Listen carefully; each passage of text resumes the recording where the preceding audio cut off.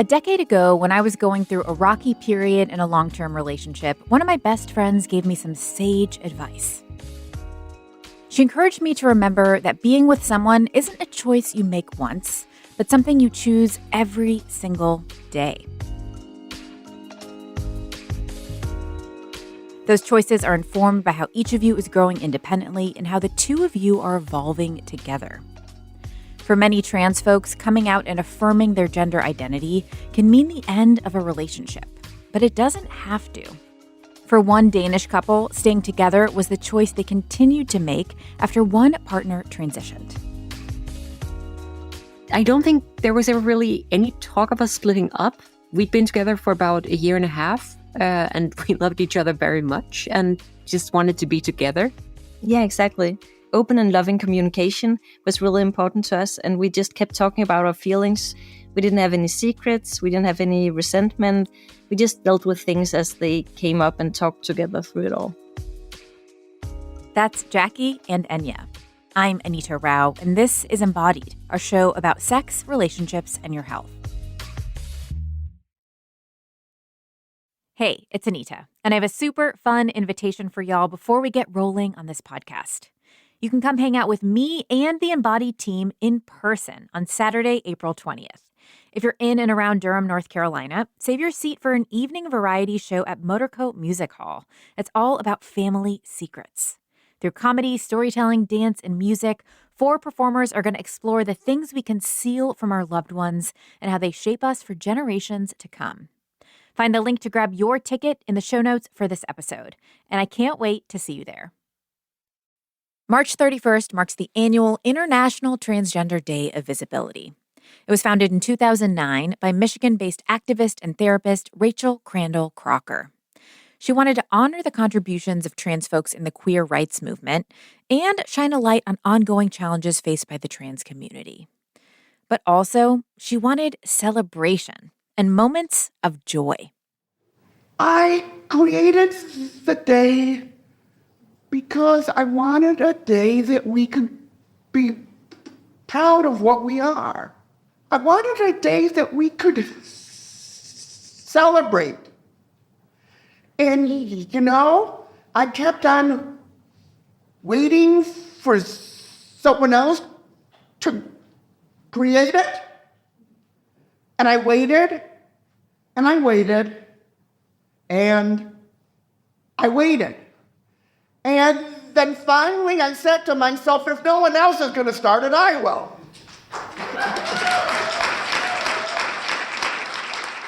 In honor of the 15th International Transgender Day of Visibility, we are spotlighting trans love and the experiences of couples who have navigated a romantic relationship through a partner's transition.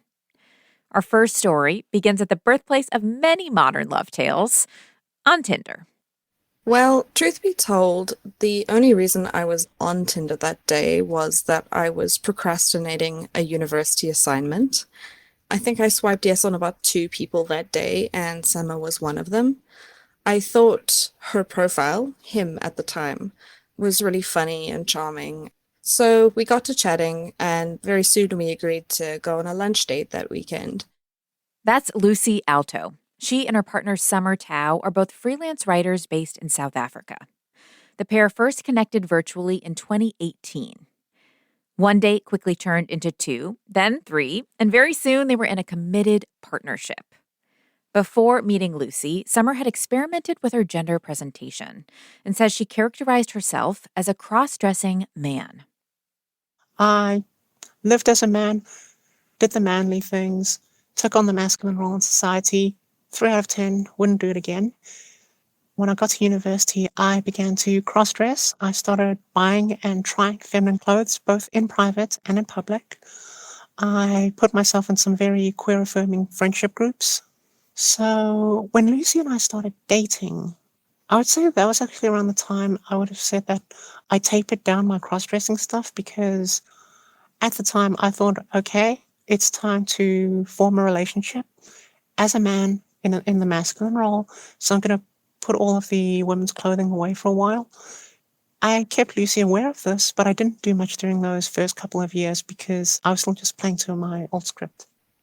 Lucy, what did the kind of dynamic look like in your eyes in those first couple of years? I know that you have both said that there was a lot that clicked, a lot that was working really well, but you've also said that you felt like in some ways your relationship wasn't reaching its full potential. Tell me more about that. Yeah, so it's not like there was anything massively wrong with our relationship when Summer was still presenting as a man. I think it's only in retrospect that we can both see that her mental health wasn't as good as it is now, and we weren't as close and connected and as on the same level as we are now. At the time, I knew Summer was a crossdresser, and I know that a lot of trans people use cross-dressing as kind of a stepping stone to explore their identity or almost as like a soft coming out. But it was never on my mind as like, oh, she's secretly a trans woman and I'm just waiting for her to come out. I always just took what she said at face value, and I thought it's not really my place to speculate and push my thoughts onto what she's actually doing with her gender presentation. So, Summer, you did come out to Lucy in July 2020 during the pandemic. The two of you were living together, you were quarantining together, and you've described the moment that you came out with the phrase, "My mouth got ahead of my brain before I was certain." That's such an interesting phrasing, and I'd love to know more about that and what led you to telling Lucy when you did. So the thing about the pandemic is we had quite a firm lockdown procedure in South Africa. And that meant we were basically cooped up for weeks on end. And I was left with a lot of time to just reflect on my entire life and the structure of my life and the role I had in society. What happened was I'd actually been pacing back and forth the apartment for weeks with my earphones in, thinking about all this stuff. Hadn't said a word of it to Lucy because, I figured I'm just thinking, as I always do. She doesn't need to know everything. I was reflecting on, my past interactions with gender. I was thinking about my upbringing and how it shaped myself. I was also especially thinking about who I was becoming and would I like to become the person I was on the track to be. And my most distinct memory is stopping mid-pace, still standing, looking over to Lucy, pulling my earphones out and just telling her, I think I'm trans. Which could be a bit of a bombshell in many contexts, but for us it was just a bit surprising. And that's how my mouth kind of got ahead before I'd really compiled my thoughts, but it's out there, now we have to deal with it. Life carries on. Lucy, take me to your perspective. You're on the other side of the room. You're watching Summer pace back and forth. She stops. She says this. How did you react? What were you feeling in that moment? It wasn't really the most dramatic bombshell of a moment. As I say, I wasn't expecting that Summer was trans. I didn't secretly have my suspicions, but considering that she had long been experimenting with her gender presentation, it also wasn't the biggest surprise ever. And I have identified as bisexual for a long time, so the idea of her transitioning into a woman was not like the immediate relationship ending bombshell that it could be for some people with a more restrictive sexuality. I was a bit unsure, I've never really navigated a gender transition with anybody that closely. I didn't know what the next steps would be, but I believe the thing I said immediately was, okay, do you want to talk about it? Because I just really wanted to know what was going through her mind and what had made her come to that realization, why now, and what she next wanted to do. And it turns out she mostly just wanted to think about it some more. With Lucy by her side, Summer dove headfirst into research. She scanned through support groups, message boards, and Discord channels. And as Summer met more trans folks online, she began to see more and more of herself within their stories. Eventually, she concluded that she wanted to start hormone replacement therapy, or HRT, with estrogen. I distinctly recall that the first time I started estrogen, within a couple of days, the first change I noticed was actually emotional. I felt mellower in my body, more relaxed, less agitated for the first time in my life, as though a persistent buzzing noise just stopped in the back of my mind. And then as the weeks progressed, the physical changes started to come in. That means some breast development, changing skin texture in the first couple of months. My skin softened. And every single time I noticed something new, it only made me happier, which only confirmed in my mind that this was the right decision for me. I had always left the path open that if I decided I didn't like HRT and estrogen and its effects, I was always able to turn back. And we are now 3-4 years into it. Have never considered turning back. It's magnificent. Lucy, as the two of you became a visibly queer couple, did you notice any shifts in how people responded to you or people treated you in public in particular? A little bit. Summer and I are both pretty lucky in that both of our social circles are very accepting of queer people and our relationship specifically. And we also live in a university town, which is disproportionately young and educated and queer friendly. Sometimes when I visit my hometown with Summer, which is much smaller and more conservative, I do notice a lot more looks. It is hard to tell why we're getting those looks, though, because my hometown is also predominantly white and Summer is ethnically Chinese. So I don't even know if it's because we're a visibly lesbian couple. It could be because they aren't used to seeing an Asian person around. But the most harassment we've received has actually been online. But I will say that the types of comments we've received online have been pretty inane and easy to ignore.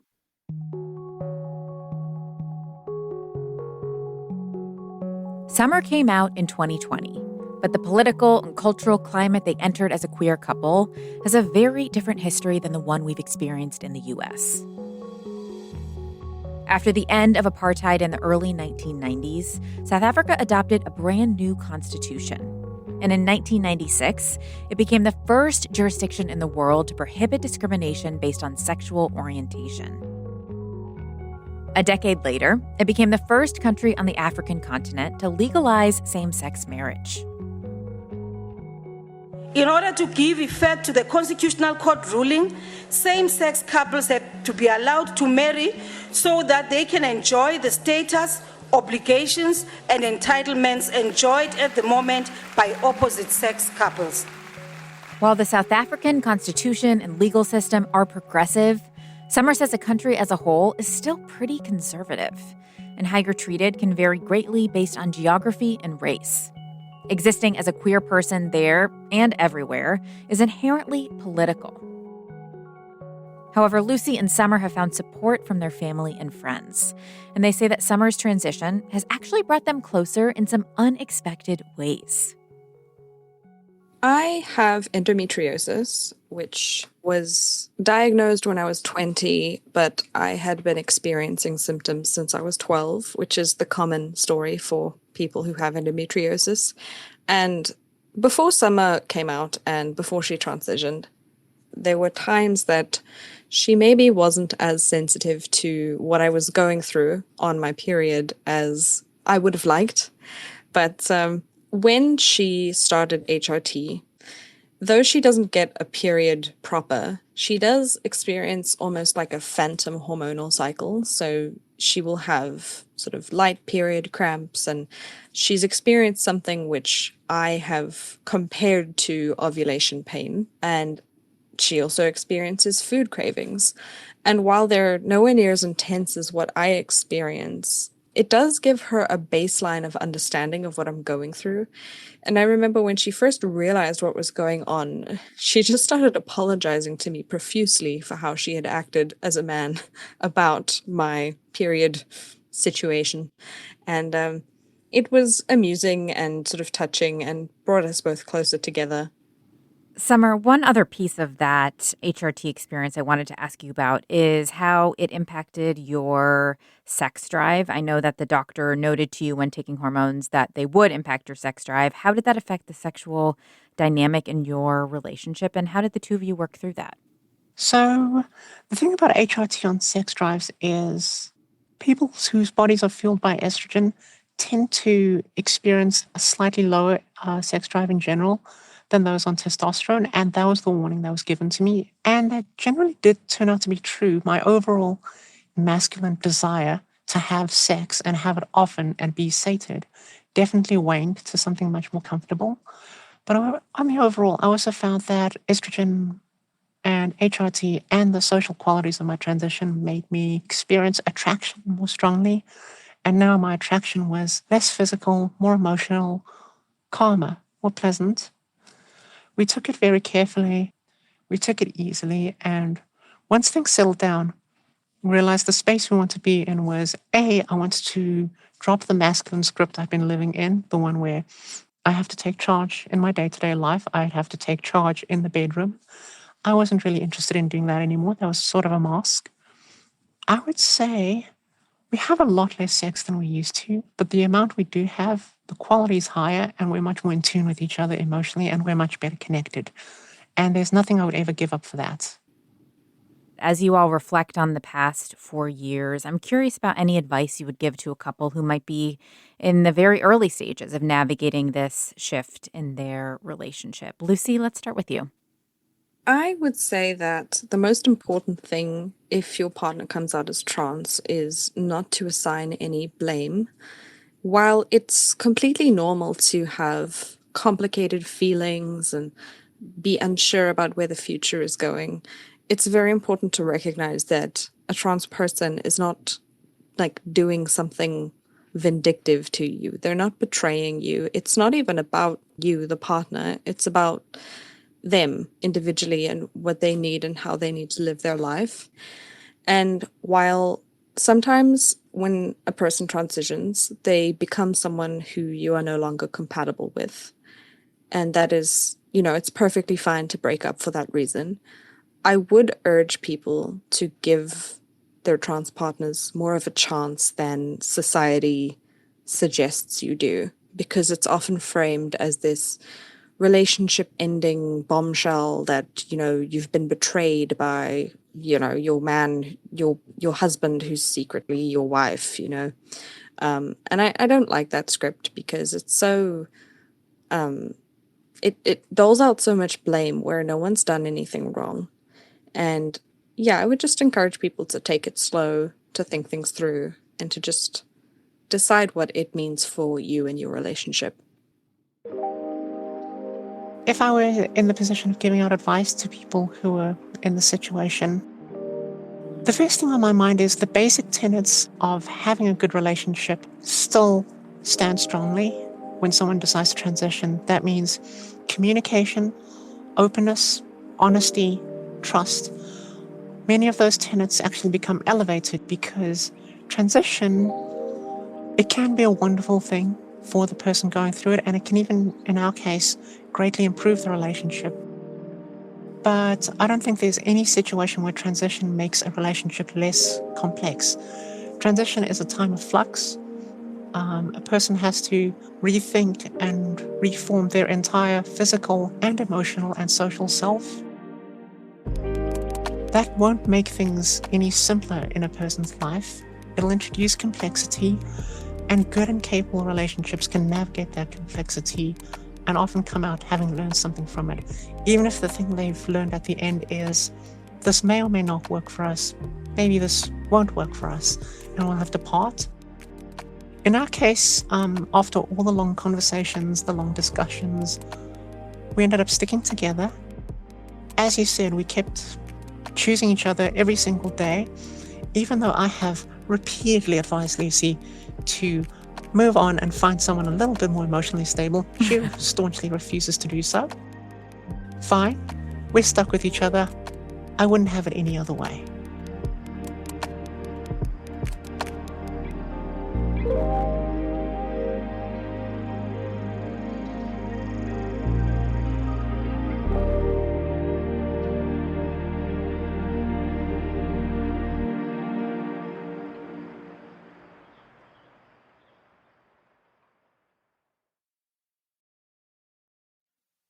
When one partner transitions, a learning process begins, and it goes both ways, with each person discovering new truths about themselves and their relationship. Danish couple Jackie and Enya, who you met earlier, found this process to be incredibly enlightening. For me, I know this is banal, but I learned that it was okay to be myself regardless of how other people saw me. And of course, I learned that my wife has a big, beautiful heart and that she loved me through everything. I was really worried at first because I'd heard all these stories. Oh no, what will my partner do when I come out? But there was just no issue. And it was just amazing.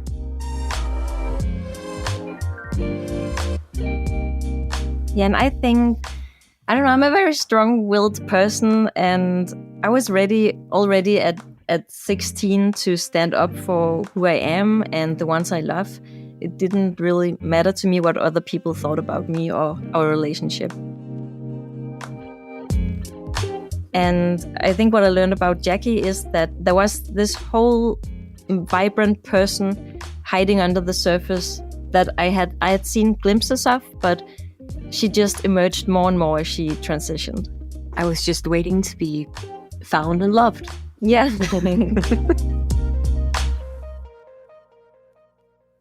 For Kate and Patty Redmond, this period of discovery came 22 years into their marriage. The two of them are retired and live in Kansas City, Missouri. Kate used to work as a software architect for IBM, and Patty as an office manager and accounts clerk. Despite presenting as a man until she was in her late 50s, Kate had known something was different about her since she was a young child. What started as an inkling eventually grew into a certainty that she could no longer ignore. And in 2018, when Kate's kids were grown up and out of the house and she had officially retired, she began to confront questions about her gender identity head on. I did reach a breaking point. I had basically lost all my distractions or all my coping mechanisms, which involved, the kids' activities with volleyball and band and my customer contacts. I lost all that, and I was left with alcohol. And I started drinking too much and also was having some heart symptoms. And I was in the hospital one night.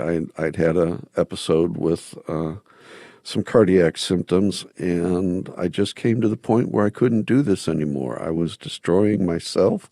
I was destroying my relationships. And I felt that I could still lose the relationships, but if I didn't make a change, I was going to be dead in 8 years or less. And so I decided to make a change. You decided to come out to Patty through writing a letter. Tell me a bit about that letter and what you shared in it. Well, that letter, when I finally realized and finally came to the conclusion that I had to tell Patty, I didn't know how to do it. And one of the things that I do to clarify my thinking a lot of times is I'll just sit down and start writing. And so one evening late, Patty had already gone to bed. I just sat down and started writing about what was inside of me, what my plans were, which were to go back into therapy, and that I intended to undergo hormone replacement therapy and ultimately complete a complete transition of my life from living as a male to living as I am, which is that of a woman. And that letter took probably most of the night to write. I cried a lot that night. It was about 4 pages. And when Patty awoke the next morning, I shared the letter with her. Patty, take me back to that day when you got that letter. What was going through your mind when you were reading it? How did you feel? I just took the letter, and as I was reading, things got more and more confusing in my mind. I was not one to understand or even know about a transgender personality. I am older. I'm like 71 right now, so it just was not something that was ever that I knew about. So actually, as I read more and more about it, I thought she was telling me she's leaving me because I just figured, well, if you're a woman, then you're going to be attracted to a male, and you're just telling me that you don't love me anymore. So what happened from there for the two of you? How did those next couple of weeks go as this information sunk in? Kate, what's notable in your memory? I would say for the next several weeks, things were very tough. Obviously I had basically turned Patty's world totally upside down. She needed to process that. She needed to have time to think it through. I will say that it was never my intent to leave her. I was very, very hopeful that the relationship would survive, but I knew I was playing with fire. And I knew that she could be the one that says, I can't do this. And it was a risk that I had to take. Well, it seemed like for the first 2 weeks I was a comatose zombie. I spent a lot of time just crying. I don't know if Kate and I even talk that much. It's very vague to me. But I think the thing that Kate realized was that she needed to explain to me that this doesn't mean our marriage is over, because that's all that I thought at the time. Kate was very caring, a lot of times she'd find me just sitting balled up in a corner crying. But it seems like after a couple of weeks, I was just like, I don't know what all this means, but I know that doesn't mean that Kate's anything different. It doesn't change who she is. So I went out and I just told her, I don't know, but I think we're going to make it. In the weeks and months after Kate came out, Kate and Patty processed together and sought out support.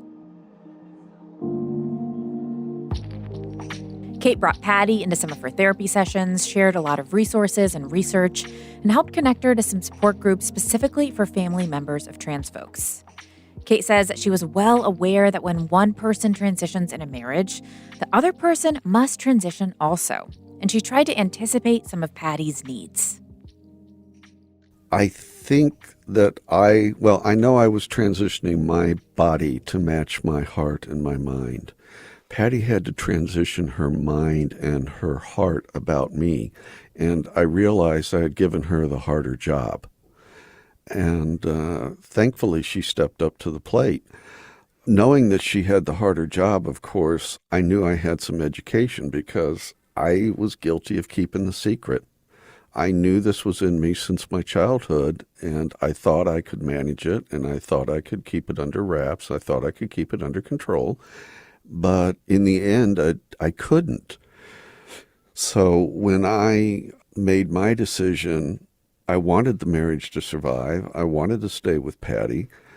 I needed to do what I could do to help her with her transition. And I kept, her needs in my mind throughout my process. Over the course of your transition, as you were being more public in accepting and embracing your femininity, you were really intentional about not wanting to infringe upon Patty's femininity. Can you talk a bit more about that and what that looked like in practice? Well, okay. I knew as part of my transition that in forcing Patty to transition, I needed to be careful not to invade her space because she was processing probably a lot more than I was processing. So when it came to things like hair care products and personal care products, I made the point that I would acquire my own. I acquired my own curling iron. I acquired my own hair dryer. I acquired my own straightener. I acquired my own skin products. The thing that I wanted to make sure was that she still had her personal space where she felt comfortable and that I wasn't infringing on that. And that was a conscious effort. Patty, what was it like for you to kind of walk alongside Kate as her presentation changed, as her physical body changed as well, because she started taking hormones and sought multiple gender affirming surgeries. What was that like for you? It was fun. I did a lot of the first shopping for her. I found her first shoes. I found her tops. In some ways, I saw what she was doing, but I was thinking, well, you don't need to spend all that extra money. If you want to use this, you can. Well, Kate, I mean, you wanted to seek input from Patty throughout the process of your physical transition. Why was that important to you? And how did you weigh that with kind of doing what felt important to you in that moment? Well, I knew where I was going, and I knew what I was going to complete. It was going to be a medical and a legal transition from male to female. I involved her in my early contacts with various surgeons, the facial surgery and my affirmation surgery. I also made sure that I respected her need for timing, and that, I didn't rush into something that she wasn't ready for. So knowing that she had to transition her mind about me, I made a conscious effort to give her the time and the space to accomplish that.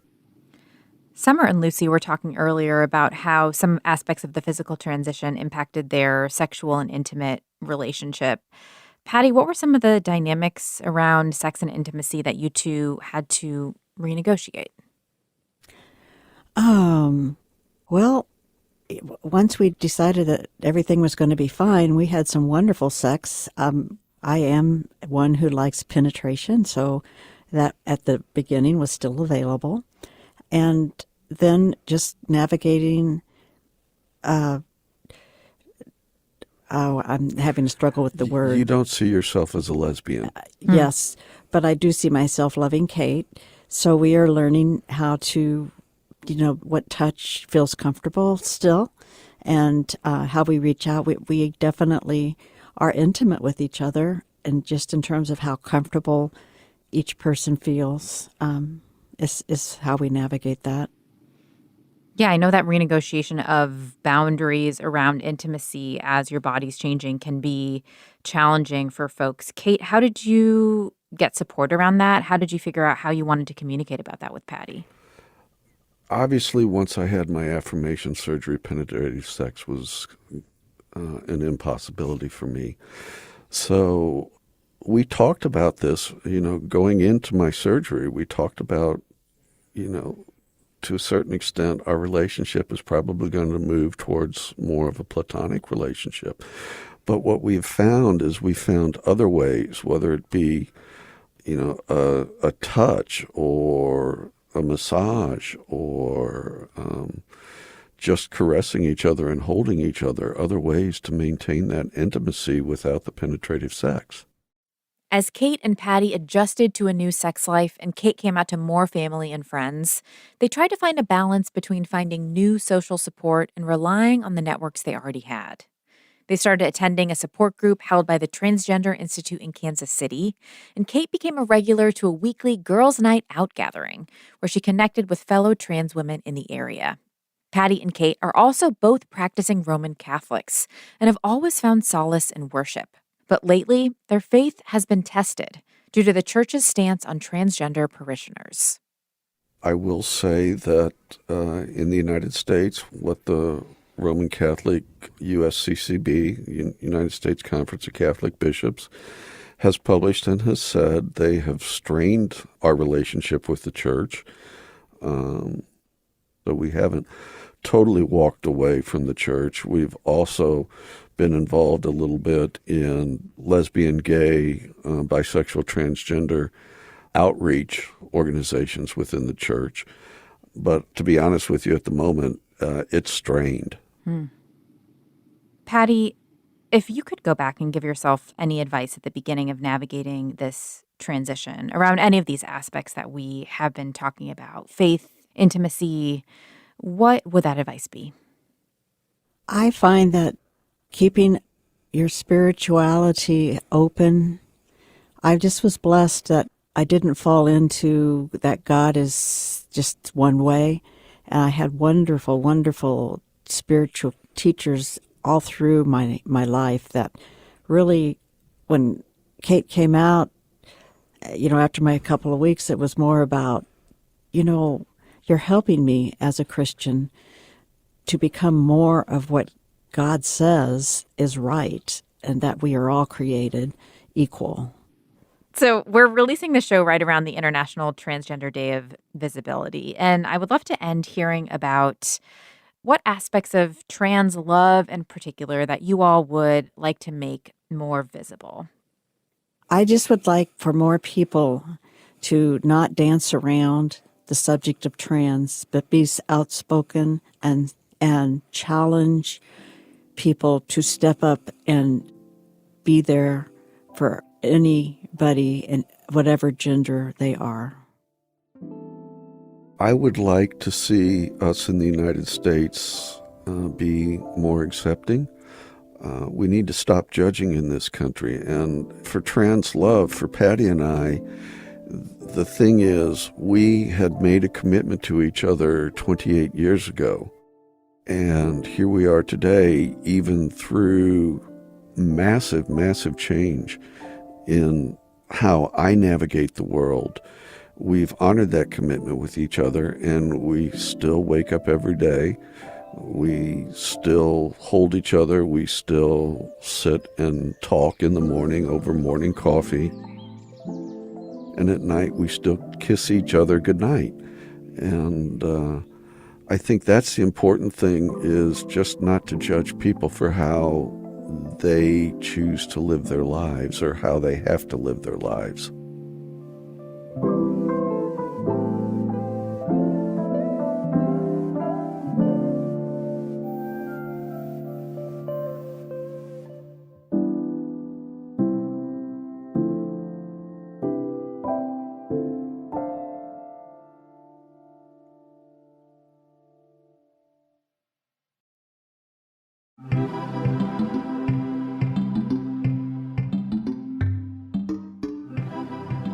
Embodied is a production of North Carolina Public Radio WUNC, a listener-supported station. If you want to lend your support to this podcast, consider a contribution at WUNC.org now. Special thanks to Enya and Jackie of the YouTube channel Wives vs. World for their contribution to this episode. The show was produced by Paige Miranda and edited by Amanda Magnus. Kaya Finlay also produces for our show. Skylar Chadwick is our intern, and Jenny Lawson is our sound engineer. Quilla wrote our theme music.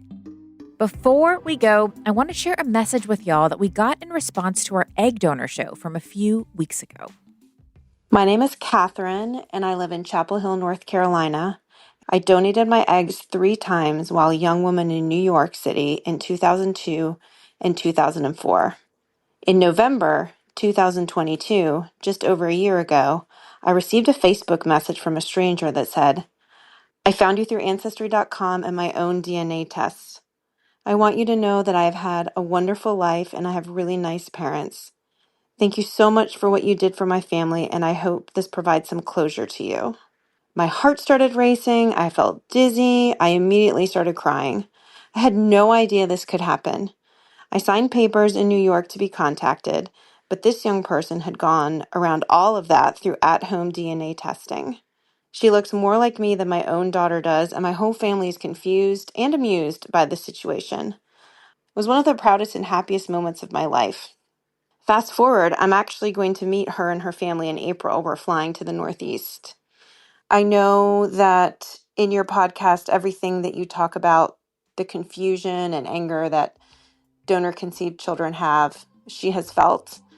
And I just want to thank you for talking about this important subject. It's something that's very personal to me. I set it on the back burner for about 20 years, and now it's resurfaced in the most wonderful way. Catherine, thank you so much for sharing that story, and we are truly honored that our episode resonated with you. If any of y'all have thoughts after listening to this episode or any other, we would love to hear them. Leave us a voice note in our virtual mailbox SpeakPipe. You can find the link in the show notes. You could also write us a review and let us know why you listen. Do it on your podcast app of choice. Word of mouth recommendations are the best way to support our podcast, and we so appreciate your support. Until next time, I'm Anita Rao, taking on the taboo with you.